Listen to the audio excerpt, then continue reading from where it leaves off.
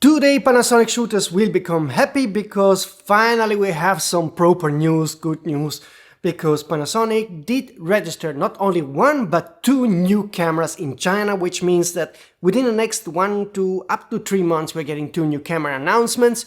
And today I want to dig into the specs of those cameras and what it likely means, what we can expect or not expect. Before we kick off, the usual reminder to like this video to help me YouTube algorithm, subscribe to the channel, hit the notification button to not miss of the upcoming rumors. A couple of days ago, so early February, Panasonic did register two new cameras in China. And from the past we know that it takes max up to 3.5 months until those cameras will get announced. So between end of February and max late April, early May, we're getting two new cameras. And the registrations don't tell us the name of the cameras, but they give us a clear indication if those cameras are low-end or high-end. So let's check out what codes got registered. We have the camera with P2409A, which is a mid to high-end camera because it has the same Wi-Fi capabilities as cameras like the S1H II, so a micro four thirds camera, the S5, the S1 II, or the S1R II, and so forth. So this is definitely not going to be a cheap entry-level camera, and later we'll discuss what to expect. The second camera that got registered is a very low-end model because it only has Bluetooth, so no Wi-Fi capability. Cameras like, for example, the Panasonic ZS99 or the G97 micro four thirds camera do have Bluetooth only, so this is a very entry-level model. I have no indication about what this could be, but we know that, for example, ZS99 is selling very hot in Asia, so maybe there's a new, slightly updated model coming or different entry-level compact camera. Panasonic seems to have some success with those entry-level compact cameras. Indeed, for example, at Yodobashi, this was the third best-selling camera of 2025, so it would make sense that they release another model like this. Don't think it's a new entry-level micro four thirds camera because having only Bluetooth, even on an entry-level system camera, I think that's too little. So also I don't know how committed Panasonic is in making new entry-level micro four thirds cameras. So I don't know. I still think they will make a GH8, but then it will have the full Wi-Fi capability. But I don't know if they still will make entry-level micro four thirds camera. Don't know. I still hope there will be one day something like a GM successor. I really like that line. It's a very compact camera, but even a GM camera would have Wi-Fi capability. So that entry-level camera is nothing really exciting, and just me, I'm guessing that this is a sort of fixed lens entry-level camera, an update of the ZS99 or something else. Okay, more exciting is the other camera that got registered. That definitely is a system camera, high-end camera.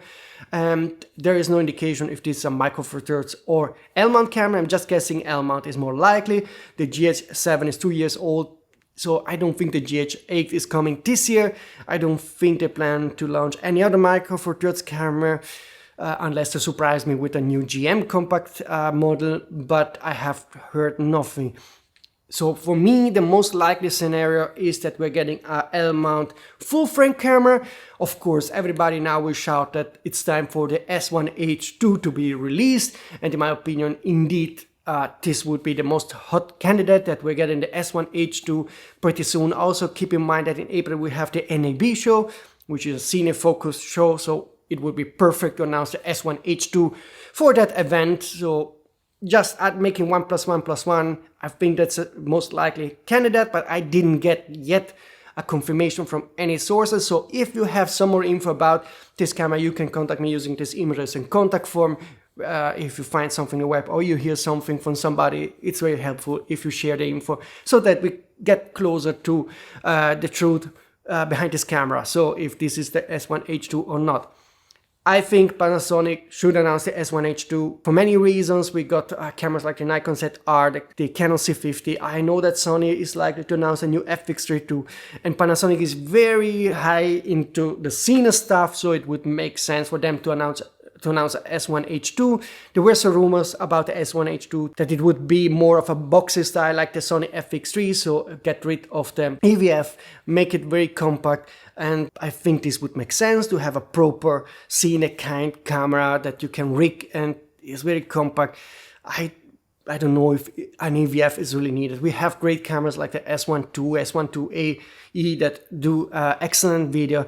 I think the S1H II could probably use the same sensor of the S1 II, but squeeze out even more capabilities when it comes to the cine formats and just keep a very compact form. So I think this is the most likely candidate. Let me know in the comment system if you agree. More wild rumors are talking about a possible S9 II.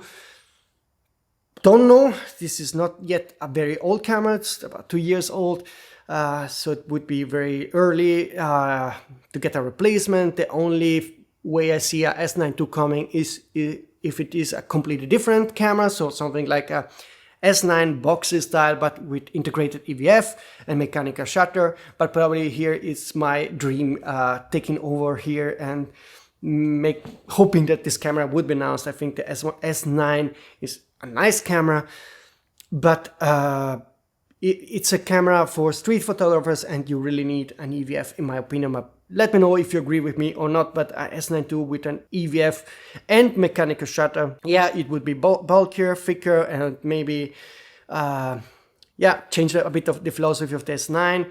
But cameras like the Lumix LX series and so forth, they were very popular. Those cameras look really great, and having a system L-mount version of these cameras would be nice in my opinion. But I don't know if this is coming. So I think we are getting probably S1H II with little chance that this is a S9 II. I don't know if any other model that could be announced. We got S5, S1 cameras, plenty of them in the past 2 years. So I don't think there's a new, I even read a rumor about that super entry-level S5 camera. I don't think it makes sense. So hopefully in the next days and weeks I can tell you more, but this camera is likely to be announced around the NAB show in April, and the entry-level camera, I don't know, but if it's a S99 successor, it's not something really that I'm interested in.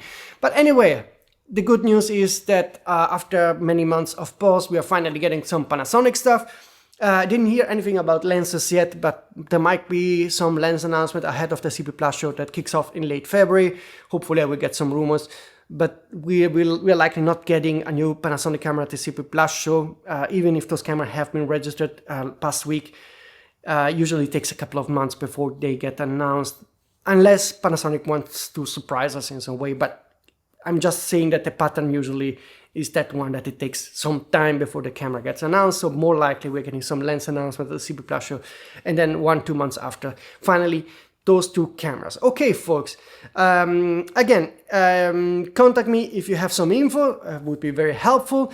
And if you don't want to miss any of the upcoming rumors, then definitely subscribe to the channel. And hopefully I see you very soon with new Panasonic rumors. I hope that after this video, sources will come back and tell me just a bit more about those two cameras. See you very soon, folks.